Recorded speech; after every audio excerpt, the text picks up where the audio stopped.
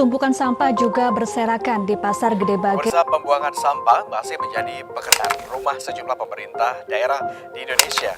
Di Riau ini misalnya diduga Akibatnya karena warga harus menghadapi ancaman banjir dan Akibatnya, aktivitas pedagang dan warga terganggu. Indonesia menghasilkan sampah sebanyak 175.000 ton perharinya. Persoalan sampah umumnya kerap menjadi masalah bagi lingkungan. Namun di Kota Bandar Lampung, sejumlah ibu rumah tangga punya solusinya. 10 saksi tersebut diantaranya berasal dari Dinas Lingkungan Hidup Kota Bandar Lampung, Dinas Kesehatan Kota Bandar.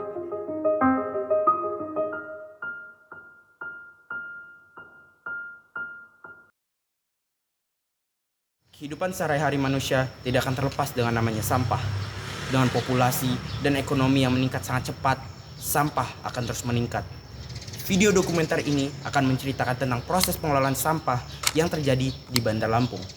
Harapannya, seluruh masyarakat Indonesia akan mengetahui betapa pentingnya proses pengelolaan sampah.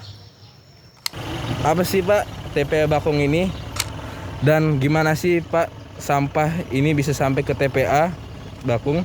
Dan kalau sudah sampai sini sampahnya diapain ya Pak ya? TPA adalah tempat pemrosesan akhir sampah. Jadi sampah yang sudah dikumpulkan oleh Sokli terus diangkut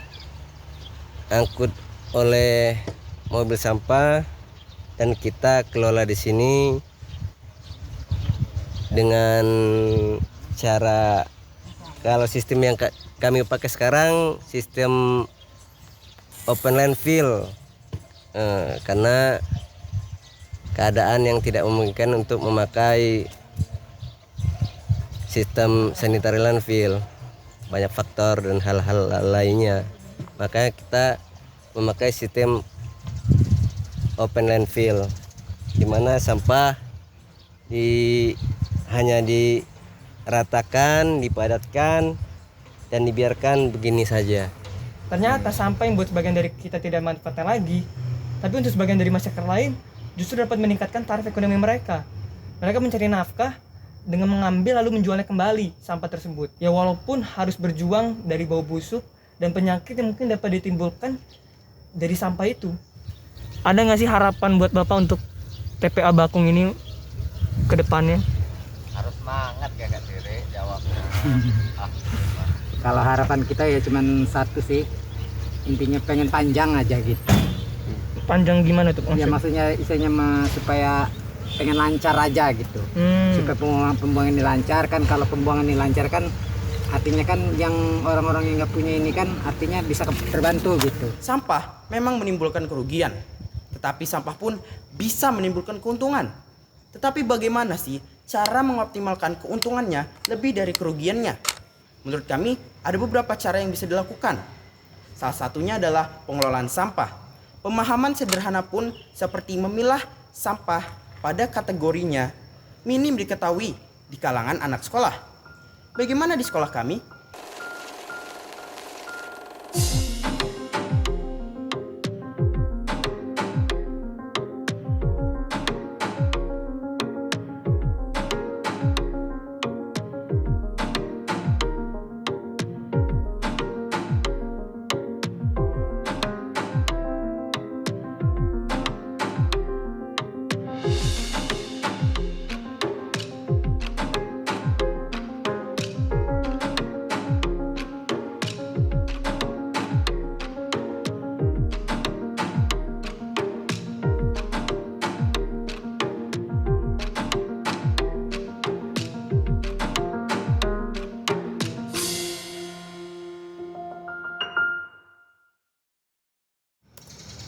Selama 30 menit kami merekam, ternyata tidak ada sama sekali yang membuang sampah pada tempat yang dibeda-bedakan.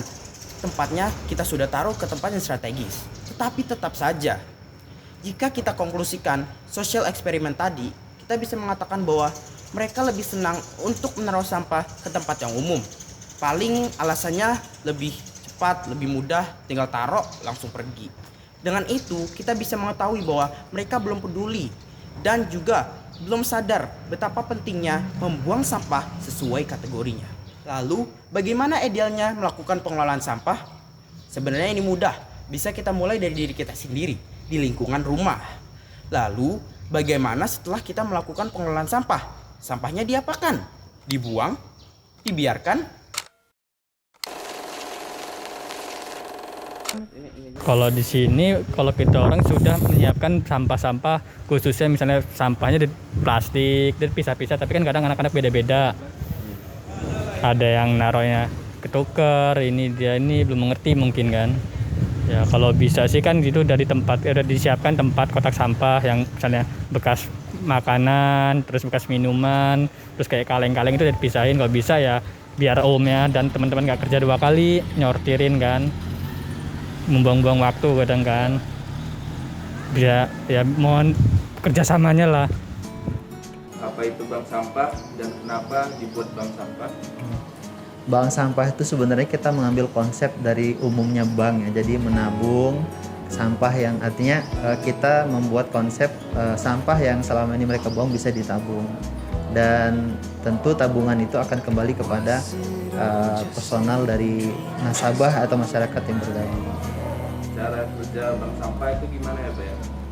Kalau cara kerja bank sampah secara umum kita awali dengan sosialisasi ke masyarakat dengan kelompok ibu-ibu, baik itu kelompok ibu-ibu arisan, kelompok ibu-ibu senam, kelompok ibu-ibu pengajian, kelompok ibu-ibu ataupun komunitas. Kita masuk di sana mensosialisasikan betapa pentingnya masyarakat untuk memilah sampah. Setelah itu ketika itu mereka mengisi formulir, mereka bergabung, dan saat itu pula mereka tergabung sebagai nasabah bank sampah ma.id. Nah, di samping itu juga mereka mendapatkan fasilitas berupa karung pilah yang baru, kemudian juga ada buku tabungan yang mereka bawa ke rumah masing-masing. Bagaimana dari sampah menghasilkan uang? Sampah bisa menghasilkan uang itu sebenarnya beberapa item sampah itu bisa dikelola ataupun bisa kita manfaatkan untuk lebih bermanfaat. Salah satunya adalah beberapa item yang kita ketahui adalah sampah plastik, sampah kertas, sampah kaleng-kalengan, itu juga bisa bernilai ekonomis. Artinya sampah itu bisa daur ulang, jika dipilah maka itu akan bisa ditabung di bank sampah ma.id, dan itu bisa menjadi uang gitu, bisa dimanfaatkan untuk baik itu untuk pribadi ataupun program sedekah sampah dan sebagainya. Selesai. Simple kan? Jadi sebenarnya kita ini hanya harus memilah sampah sesuai kategorinya, terus sudah. Dengan effort yang sangat kecil bisa berdampak pada diri kita sendiri, orang lain, dan lingkungan sekitar. Nah, ayo guys, kita mulai untuk melakukan pengolahan sampah. Selain untuk membantu para pekerja, juga bisa membuat lingkungan kita lebih enak dipandang. Kita bisa mulai dari tidak memakai kantung plastik, tapi memakai tote bag, atau kita bisa memulai untuk memilah-milih sampah organik, anorganik, dan juga sampah B3.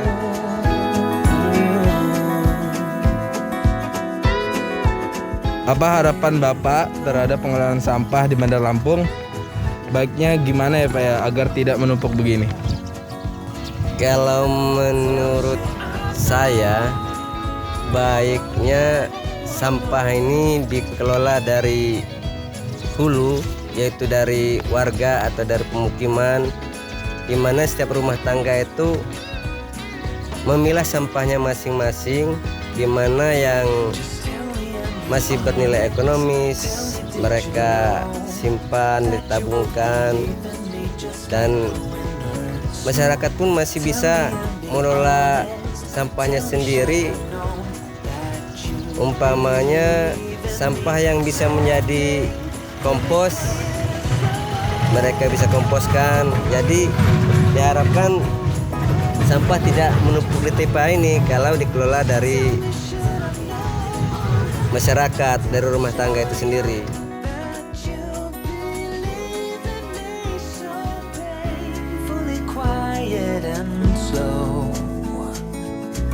I try my best to move on.